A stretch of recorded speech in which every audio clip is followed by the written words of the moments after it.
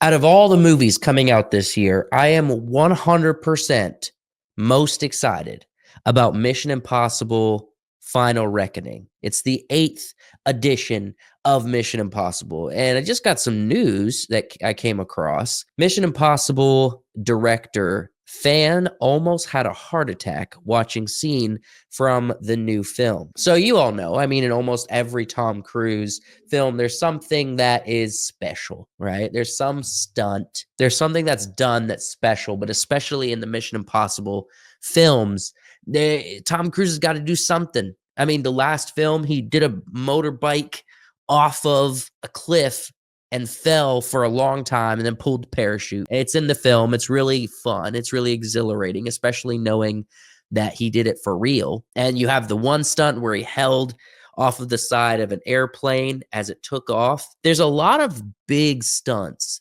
in Mission Impossible. And so this kind of final Mission Impossible film, they're probably going pretty hard. And I have no idea the type of stunts that they're going to have. However, there is one that's pretty obvious from the trailer and through other videos. They've been pretty front facing about it. That could be the stunt, but it also might be one of the side stunts. Like, it might not be the main thing. We have yet to see, but we're going to explore what this big stunt is. So the director said, we had a small screening and someone said I was suffocating throughout the entire sequence. I almost had a heart attack. And then the director said, and I thought, I guess we did something right, because, you know, getting people exhilarated is a big part of that. Now, I know when they say suffocating, very well could mean there's something that has to do with water that's causing the exhilaration. And I know there's a lot of water. You watch the last Dead Reckoning film, they're trying to get the AI, villain or threat, and it's locked in a submarine deep underwater. So I'm sure there's going to be a lot of water scenes. That very well could be the stunt that they're referring to here. We just don't know yet. But if you remember from the trailer, there was a lot of like this red and yellow planes, right? Like these small 2-person planes in the trailer, and he's like holding off the side of them. Apparently, it looks like he makes the leap from one plane to another mid-flight, which means it's very possible that Tom Cruise actually jumped from one plane to another in the air.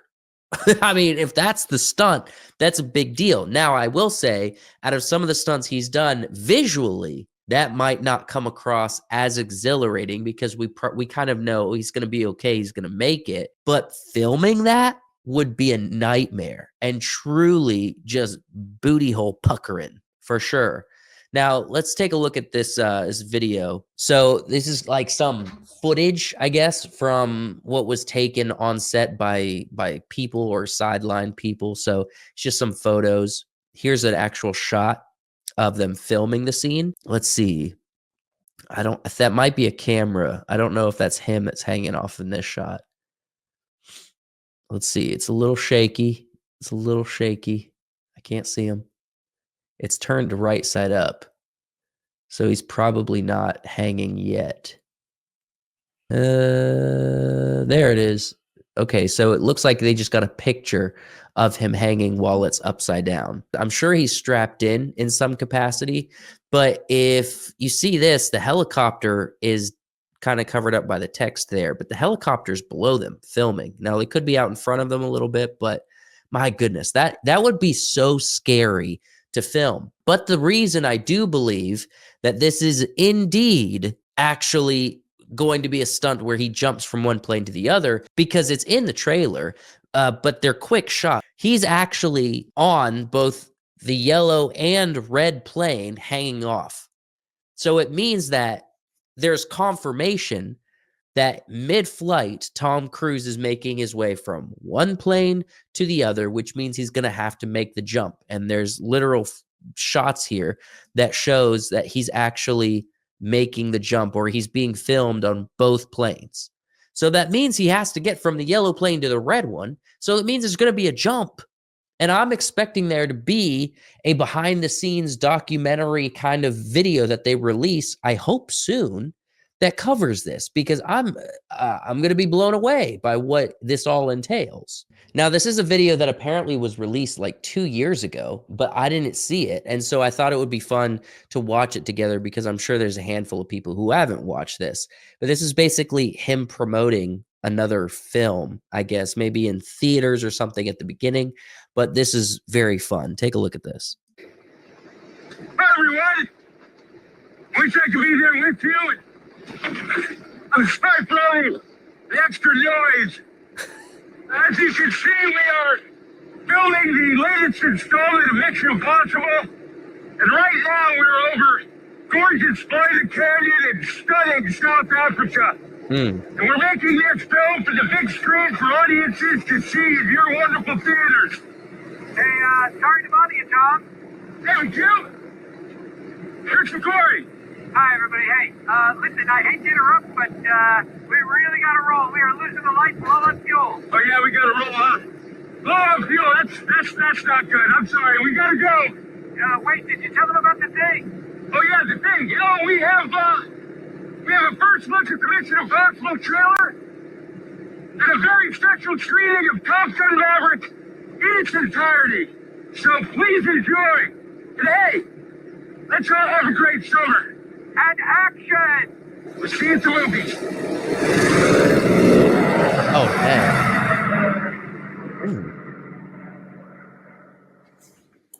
My goodness, that I wouldn't want to do it. For sure not. So as excited as I am for this next film, I'm very sad that it's going to probably be the last one. Now, what's interesting about the Mission Impossible movies, and honestly, Tom Cruise's approach to filmmaking and acting and the stunts and everything is, even if you're not like a big fan of Tom Cruise, even if you're not a fan of action films, you gotta respect the work. Like, you gotta respect the art form of saying like, hey, we want to do action films and we want to make our action authentic, right? As opposed to just the CGI green screen or even volume, rooms where they do a lot of stunts and stuff, but it's all fake. It's cheaper, it's less risky to do it that way. And sometimes that's all you can do. But the fact that they go so far out of their way to capture on film a real stunt, and especially at Tom Cruise's age, he's in his 60s, I believe now, to be doing these type of stunts, it is respecting the audience. It is a version of saying, hey, you spent, $15 on this movie ticket. You got a babysitter. You got with your friends. You drove out to the theater to watch the movie that I'm going to benefit from, to see the movie that I spent a lot of work on. But you didn't have to do that. It was completely up to you to not do that. But I respect you and I'm thankful you're here. So we want to make sure we give you an authentic, enjoyable experience. And it's literally like the greatest way a filmmaker can respect the audiences that they're wanting to attract and watch their film. Because if you respect your audience, then the audience is going to naturally respect you. And there's just a genuine entertainment, creativity spirit there. And if you're constantly doing that and training yourself and saying like, hey, what can I do in my film, right? That is more respectful to the viewer.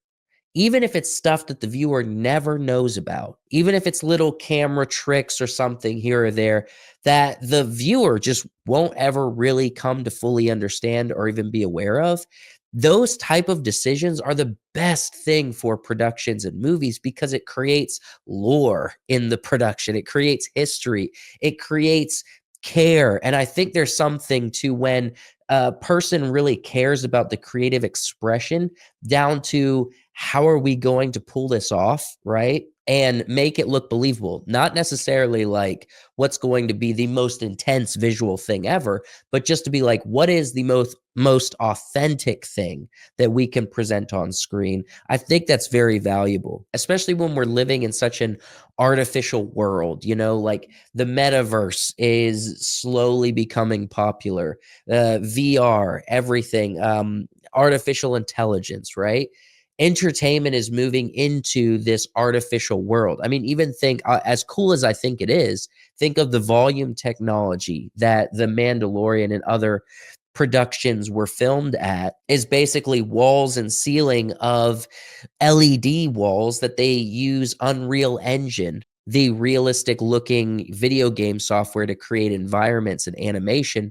They put it up on the LED walls, and so it's like an actual picture rather than a green screen, but it's all on a production stage, right?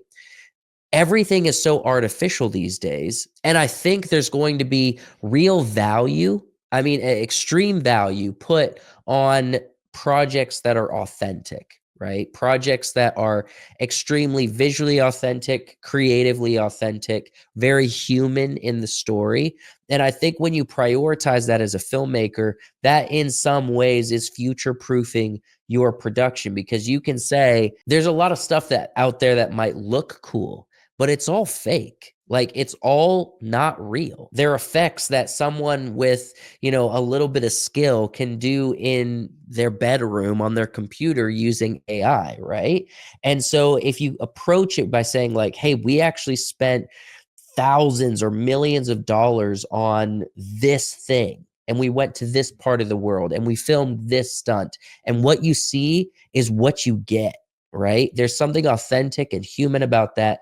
And although it may not like necessarily be visually the most crazy thing, when sometimes you can do even more crazy things artificially, I think that there comes in built respect and built-in fandoms for people that want to have a real human experience. Let me know in the comments if you're excited for this next Mission Impossible film. Let me know all of your theories about the stunts, what you think about this upcoming stunt, if there's anything that you know that I didn't cover in this video. And thank you for subscribing to the channel and hitting the like button.